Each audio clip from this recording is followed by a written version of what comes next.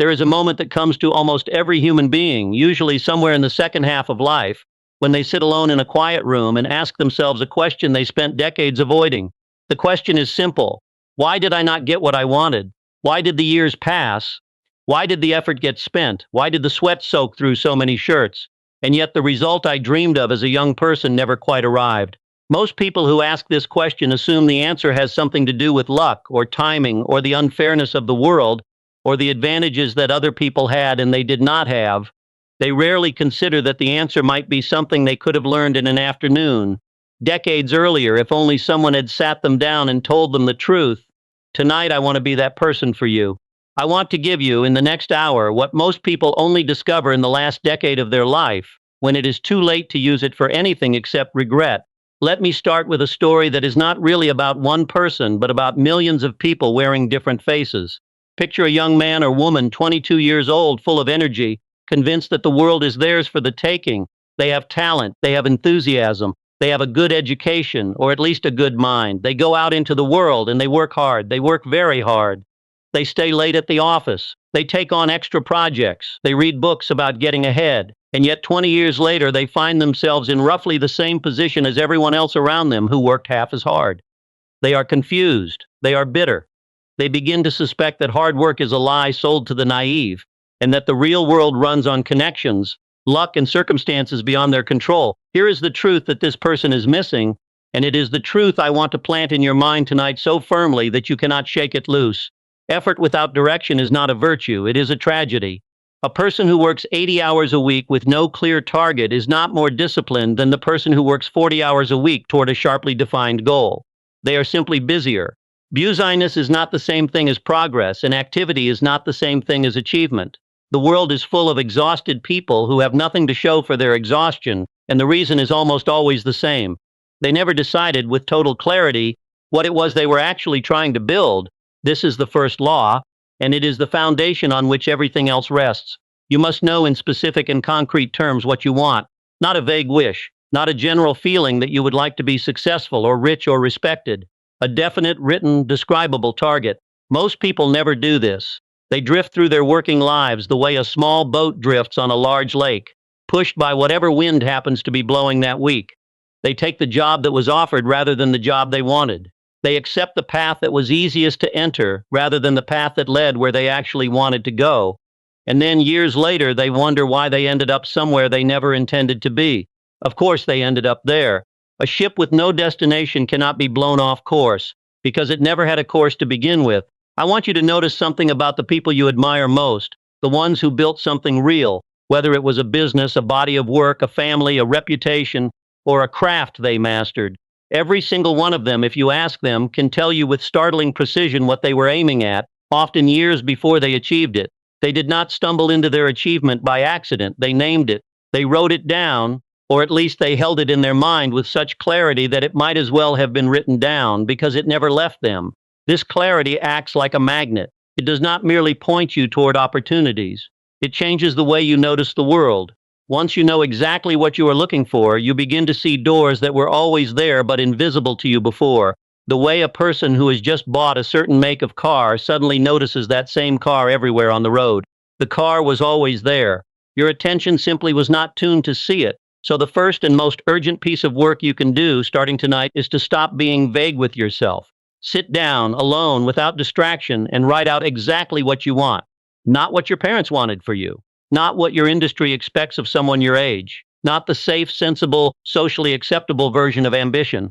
The real thing, the thing that makes your chest tighten a little when you admit it out loud. Attach a date to it. A goal without a deadline is not a goal. It is a daydream, because daydreams can be postponed forever and deadlines cannot. Now, once you have that target, you will run into the second obstacle, and this is where most people who did manage to get past the first one still fail. They know what they want, but they do not truly believe they can have it. There is a war that takes place entirely inside a person's own skull, invisible to everyone else, and it is a war between what they consciously say they want and what they privately, quietly, believe is actually possible for someone like them. And here is the uncomfortable truth. The private belief almost always wins. You can want something with your conscious mind for years, but if some deeper part of you has already decided it is not for people like you, That deeper part will sabotage you in 100 small ways you will never even notice. You will be strangely tired on the day you meant to make the important call. You will find a reasonable excuse to delay the difficult conversation. You will accept the smaller offer because some old quiet voice inside you whispered that the larger one was unrealistic to even ask for. This is why the internal work matters as much as the external work, maybe more. The mind operates according to what it is fed repeatedly, the same way a body grows according to what it is fed repeatedly. If you feed your mind a steady diet of doubt, complaint, comparison, and the language of limitation, it will produce a life that matches that diet, regardless of your talent. And if you feed your mind, deliberately and repeatedly, the conviction that your goal is achievable and that you are the kind of person who achieves things, something shifts. This is not mystical nonsense. It is closer to training. An athlete does not simply hope their muscles will perform on competition day. They condition those muscles for months beforehand, through repetition, until the desired performance becomes the body's default. Your mind can be conditioned the same way, through repeated, deliberate, disciplined thought, until belief in your own capability becomes your default state, rather than something you have to talk yourself into every single morning. Let me be specific about how this actually works, because I do not want to leave you with a pleasant abstraction. Every night before you sleep, and every morning when you wake, your mind is unusually receptive, the same way soil is more receptive to seed right after rain. What you plant in those two windows tends to take root more easily than what you plant during the chaos of the middle of the day. Most people waste these windows on their phones, scrolling through the opinions and vacations of strangers, absorbing a stream of comparison that quietly convinces them everyone else's life is further along than their own. Instead, use those minutes to speak to yourself silently or aloud the specific description of the goal you wrote down earlier, not vague affirmations about being a good person. The actual concrete target described as though it is already unfolding. This is not about lying to yourself. It is about rehearsing the mental state of someone who has already decided the outcome is coming, because that mental state changes your posture, your tone of voice, the risks you are willing to take, and the opportunities you are willing to pursue during the following day. Now let us talk about something almost nobody wants to hear, because it is not comfortable, but it is perhaps the single most reliable predictor of who succeeds and who does not. It is the willingness to keep going after the excitement has worn off. Everyone can work hard for 2 weeks. Everyone can be disciplined for a month, especially at the start of a new year when motivation is cheap and plentiful. The test that separates the people who build something lasting from the people who accumulate a graveyard of abandoned projects is what happens in month 4. When the initial enthusiasm has completely evaporated, when the results are still invisible, when nobody is watching, when it would be easy and painless to quietly stop, most people quit exactly one step before the breakthrough, and the tragedy is that they never know it, because by definition, once you quit, you never find out what would have happened if you had continued. There is a particular kind of failure that looks, from the outside, exactly like an unlucky ending, when in fact it was simply an early ending.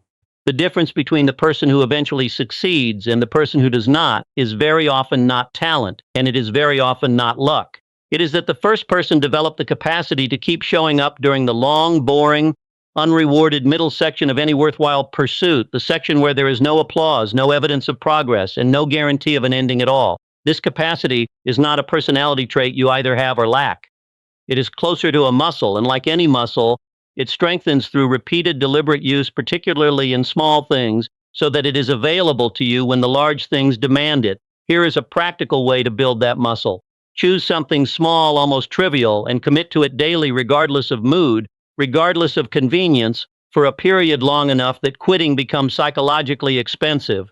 It does not matter much what the small thing is. What matters is that you are training your own mind to distinguish between a feeling and a decision.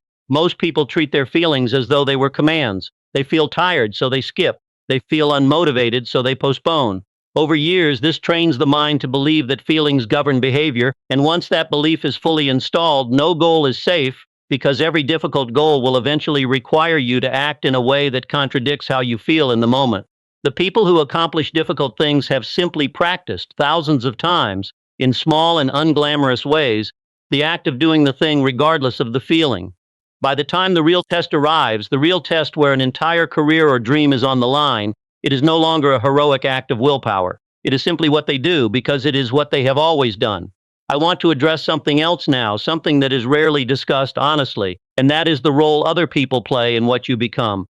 No person builds anything significant entirely alone, no matter how the story gets told afterward. Every substantial achievement you can name, if you look closely enough, involved a small circle of other minds, whether through direct collaboration, mentorship, rivalry, or simply proximity to people who refuse to accept mediocrity as an option.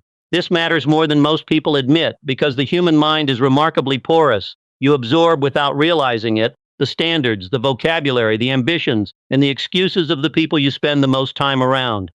If you spend your days surrounded by people who have quietly made peace with a smaller life than the one they once wanted, some part of you will begin to wonder whether that peace is wise, and you will start negotiating your own dreams downward to match the room you are standing in. This is why choosing your close circle deliberately is not vanity or snobbery. It is closer to hygiene. You would not knowingly drink from a contaminated well every day and expect to remain healthy. Yet many people will spend years surrounded by chronic complainers, cynics, and people who resent ambition in others, and then wonder why their own ambition keeps quietly dying. Seek out at least one or two people, if you can find them, who are further along the path you want to walk, or who are walking a similarly difficult path of their own, and who talk about difficulty as something to be solved rather than something to be endured with resignation. Their presence in your life will do more for your eventual success than almost any book, seminar, or piece of advice, including everything I am telling you tonight, because they will hold you to a standard you might otherwise quietly let slip when nobody is watching. Let me turn now to a subject that trips up even talented, hardworking, well-surrounded people, and that is the difference between motion and progress. Many people confuse the two, and the confusion is costly. Motion is when you are busy. You attend the meetings. You read the articles. You take the course. You reorganize your desk. You feel productive. And at the end of the day, you are tired in a satisfying way. And yet, if you examine honestly what actually moved forward, the answer is often uncomfortably close to nothing. Progress, by contrast, is when the needle actually shifts, when the specific outcome you defined earlier is measurably closer than it was yesterday. Motion feels better in the short term because it is comfortable and low risk. Progress often feels worse in the short term because it usually requires the one or two difficult, uncertain, occasionally embarrassing actions that motion allows you to avoid. If you want to know whether you are engaged in motion or progress, ask yourself a blunt question at the end of each week. What specifically happened this week that brings the defined goal closer, and can I point to it? Not what did I do, but what changed. If you cannot answer that question with something concrete, you have likely been in motion, however exhausting that motion felt. This single habit, the habit of weekly honest accounting, will do more to correct your course than almost any strategy, because it removes the possibility of self-deception. Self-deception is comfortable, and comfort is the natural enemy of achievement, because achievement nearly always requires doing something uncomfortable before it requires doing something clever. Now I want to talk about failure, because everything I have said so far will eventually run into it, and how you interpret failure when it arrives will determine almost everything about what happens next in your life. Here is what almost nobody tells young, ambitious people. Failure is not the opposite of success. It is a raw material of success, the same way ore is a raw material of steel, unrefined and unusable until it is processed correctly. Every person who has built something worth building has failed, often repeatedly, often in humiliating and expensive ways, and the difference between them and the person who quietly gives up is not that they failed less. It is that they extracted something from each failure and refused to let the failure be the final word. Most people do the opposite. They treat a single failure or a string of failures as proof of a permanent verdict about who they are and what they are capable of. This is one of the most expensive mental habits a person can develop because it converts a temporary setback into a permanent identity. A failed attempt becomes, in their mind, evidence that they are simply not the kind of person who succeeds at this sort of thing, and once that belief settles in, it becomes self-fulfilling. Because a person who believes they are not capable will unconsciously stop trying with full effort, will look for confirming evidence everywhere, and will interpret every subsequent difficulty as further proof of their own inadequacy. The alternative is to treat every failure as a piece of information rather than a verdict. Something did not work. Why not? What specifically went wrong? What would you do differently next time? This sounds almost too simple to matter, and yet the difference between these two responses to failure over the span of 10 or 20 years produces radically different lives. The person who extracts a lesson from every failure and adjusts accordingly is, in effect, running a continuous improvement process on themselves, and continuous improvement, compounded over years, produces results that look, from a distance, almost like magic, even though nothing magical occurred.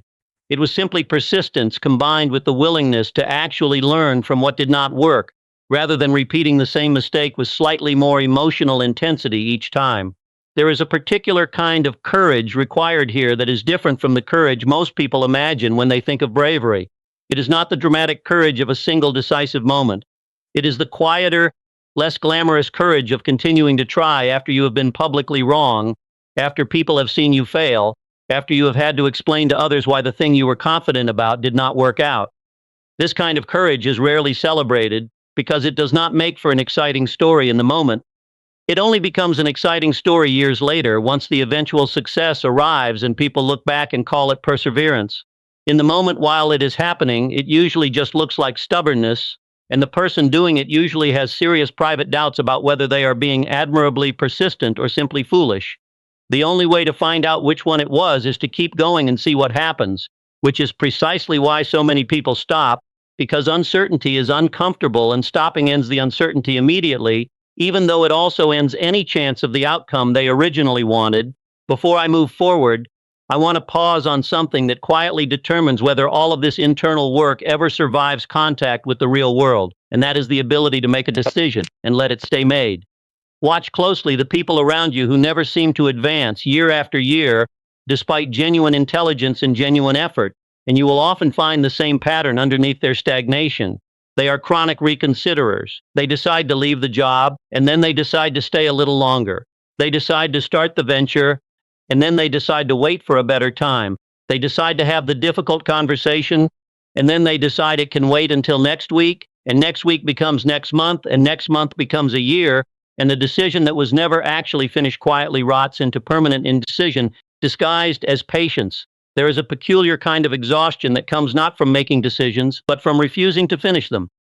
A decision that is made and then reopened, examined, doubted, and remade a dozen times drains far more energy than a decision that was made once, decisively, and then defended against the daily temptation to reconsider it. This does not mean you should be reckless or refuse to update your plans when genuinely new information arrives. It means something more specific.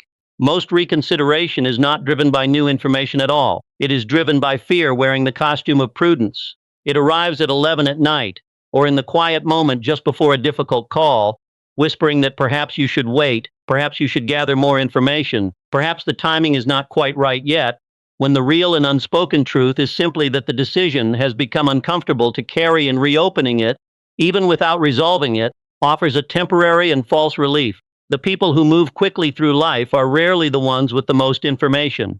They are the ones who have trained themselves to gather a reasonable amount of information, decide, and then treat the decision as closed unless a genuinely new fact, not a new feeling, arrives to justify reopening it.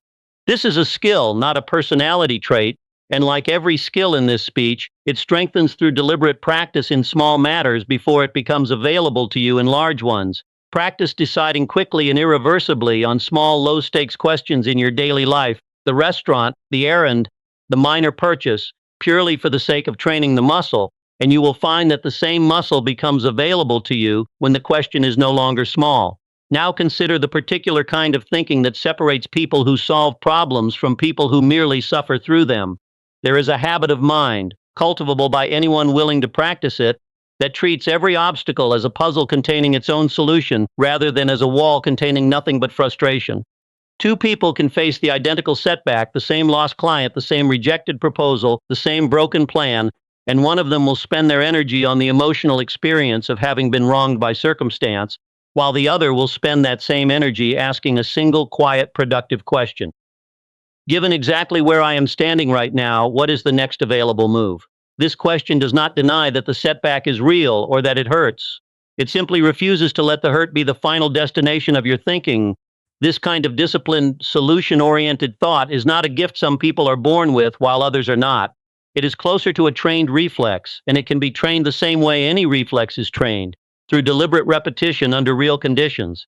Every time something goes wrong in your life, however small, practice consciously asking that same question before you allow yourself to fully indulge the emotional reaction.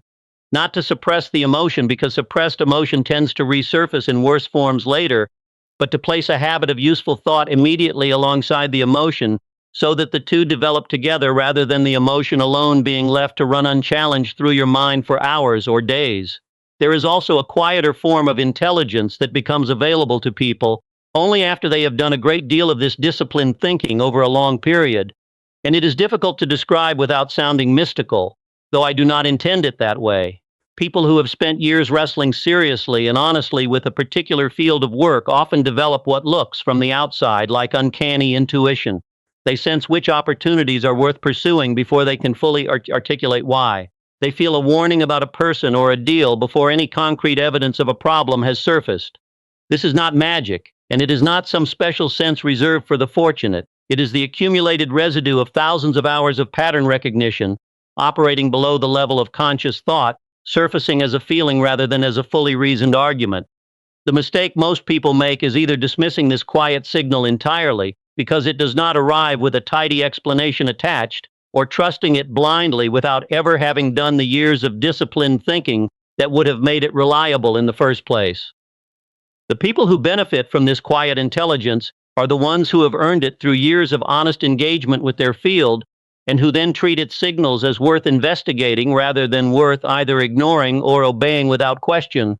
I also want to speak plainly about the way you carry yourself in front of other people, because it matters more than most serious-minded people like to admit.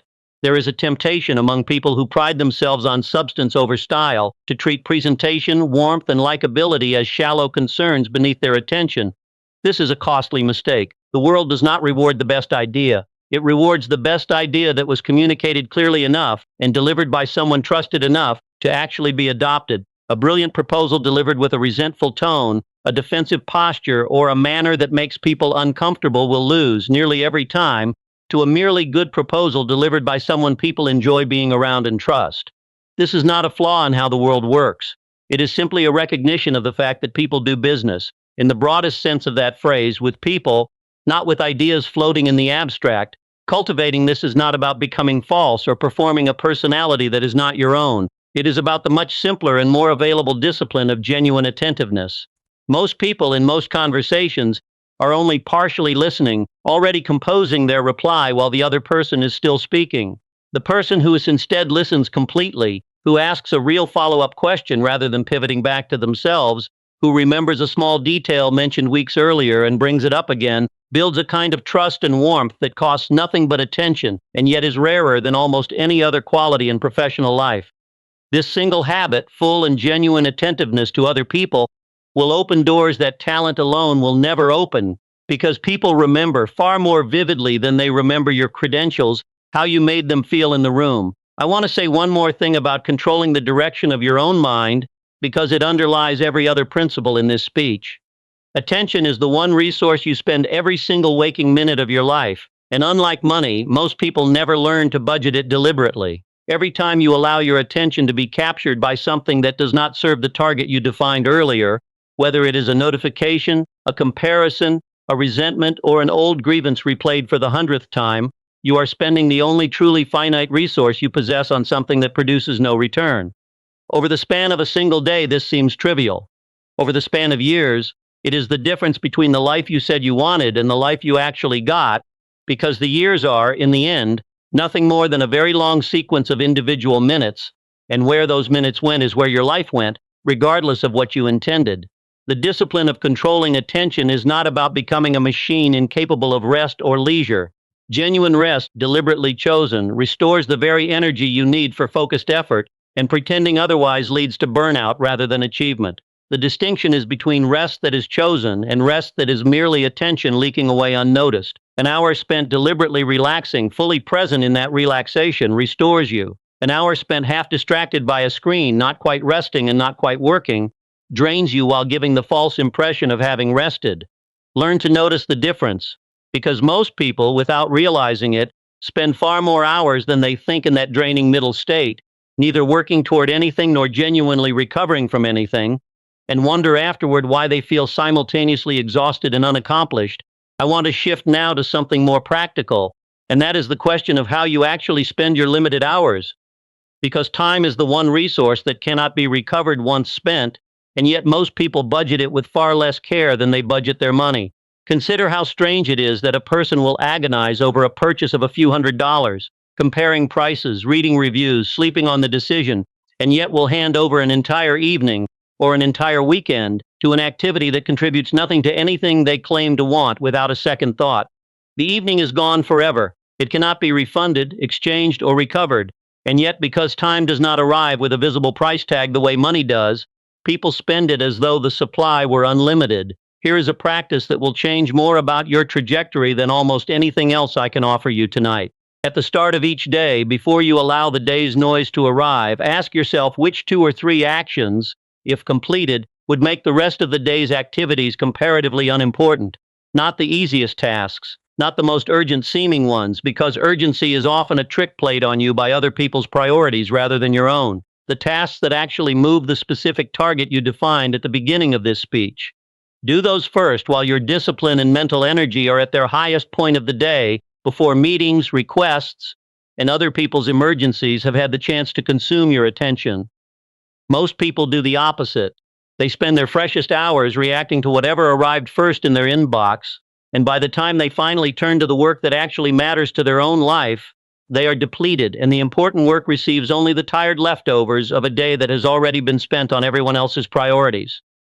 Now I have talked about clarity of purpose, belief, persistence, the influence of the people around you, and the honest accounting of progress versus motion. There is one more element, and it may be the most overlooked of all, and that is the willingness to give more value than you are currently being paid for.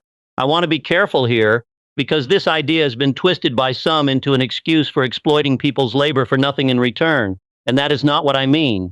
What I mean is something quieter and more personal.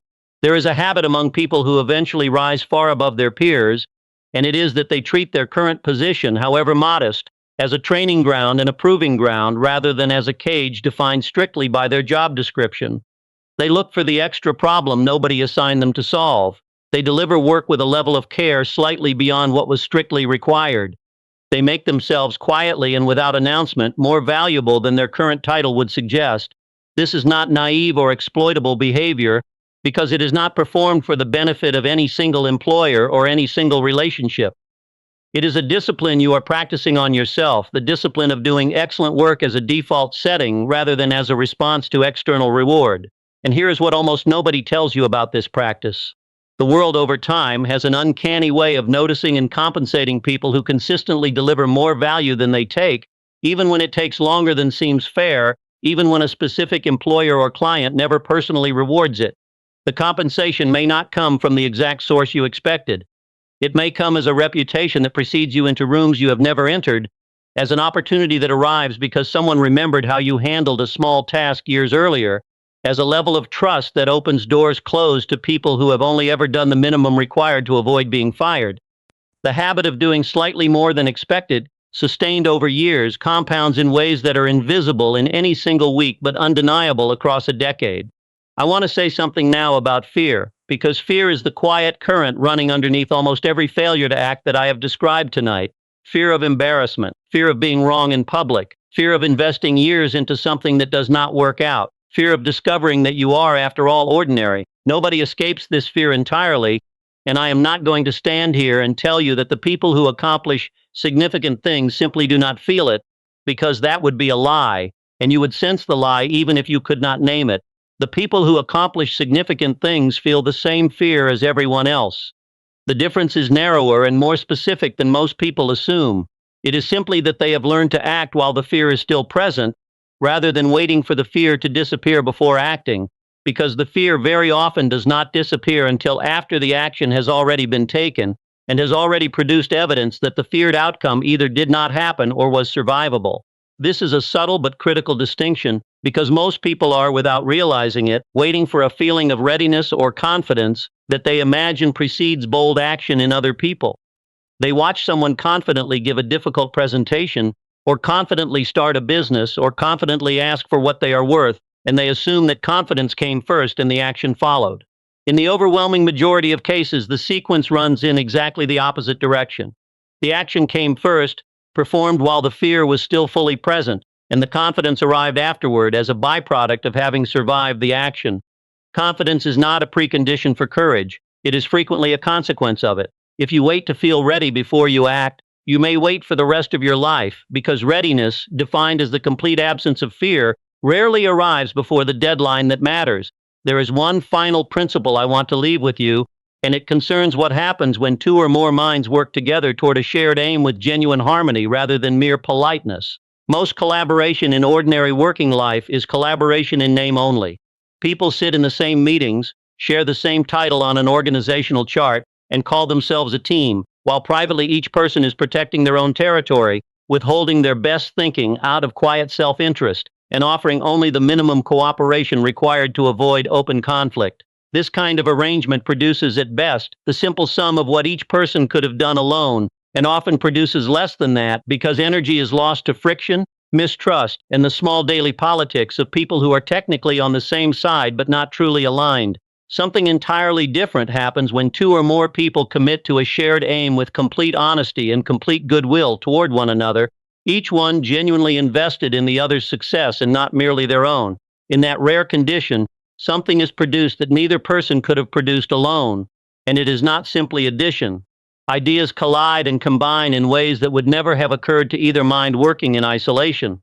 Problems that would have taken one person months to solve get solved in an afternoon, not because the group is smarter in some abstract sense, but because each person's blind spots are covered by the other's vision, and because the simple presence of a committed second mind gives the first the courage to attempt something bolder than they would have attempted alone. This is available to almost anyone, and yet almost nobody deliberately seeks it out because it requires a kind of honesty and vulnerability that most people find uncomfortable, the honesty of admitting where your own thinking is weak, and the vulnerability of genuinely wanting someone else to succeed as much as you want to succeed yourself. If you can find even one other person willing to enter this kind of arrangement with you, someone pursuing their own serious aim while genuinely supporting yours, and you theirs, without keeping careful score of who has given more, you will find that certain doors open that were simply unavailable to you working in isolation. This is not the same as networking in the transactional sense that phrase usually implies, the trading of favors between people who do not particularly care about one another's success beyond what it can produce for themselves.